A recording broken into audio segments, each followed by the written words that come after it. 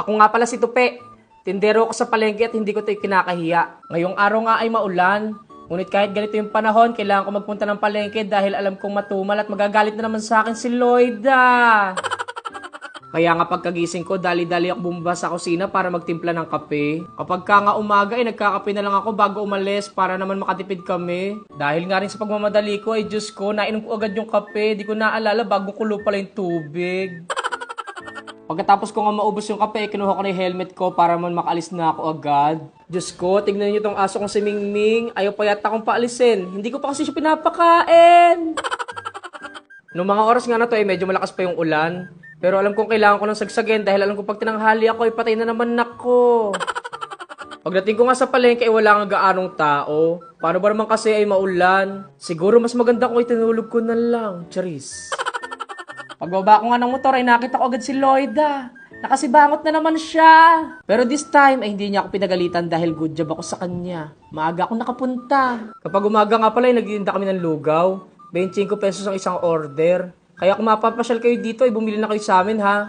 Ma-share ko na nga lang din na nung bata pa ako ay naghihinda na ako dito ng kung ano-ano. Paano ba naman kasi sinanay na ako ng nanay ko maging strong independent woman, charis. At yun naman yung pinagmamalaki ko, na kaya kong tumayo sa sariling mga paa ko. Mabalik nga tayo. Kapag ka nga ganitong maulan, lahat kami tindero-tindera ay malungkot. Paano ba naman kasi wala ganong halos bumibili? Naalala ko tuloy yung mga panahon na walang-wala pa kami. Dumadayo yung nanay ko sa kung saan sa palengke. Naglalako nga siya ng chicharon doon at habang namamahinga siya, ipinaalis siya ng tindera sa isang palengke.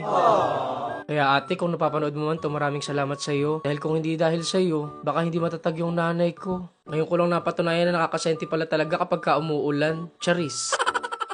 Noong mga oras nga na to ay malapit na kami makaubos ng lugaw. At itong isang customer nga namin nagreklamo nga at bakit di daw siya pinagtira.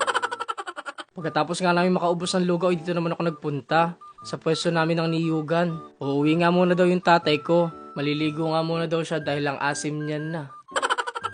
Pamaya-maya nga inadukduk ako. Pero bigla ding nagising dahil sa hiyaw ni Lloyda. Kaya pala siya nahiyaw ay may bumibili na. Noong mga oras nga na to ay medyo tila na yung ulan. Kaya dumadagsa na rin yung mga tao. Gusto ko lang din magpasalamat sa inyo. Oo, sa inyo. Dahil simula nung naipasok ko sa content yung mga tinda namin, dinudumog na rin kami.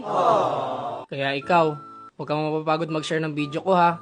Tapusin mo hanggang dulo. Baka malay mo, ikaw na yung susunod na manalo ng Gcash ko. Nung makabalik na nga ng pwesto yung tatay ko, dito naman ako nagpunta. Sa pwesto namin ng barbecue. Paano ba naman kasi ako daw yung nahanap ng mga tao? Bakit nga hindi ako hahanapin? Kapag ka tinawag nila akong pogi, lagi silang maidagdag. Bago nga matapos ng video na to, gusto kong sabihin sa iyo na lahat ng problema ay may solusyon. Kaya wag mong susukuan. Laban lang ng laban. O paano? Hanggang dito na lang. Napapagod na ako mag-voiceover eh. Salamat!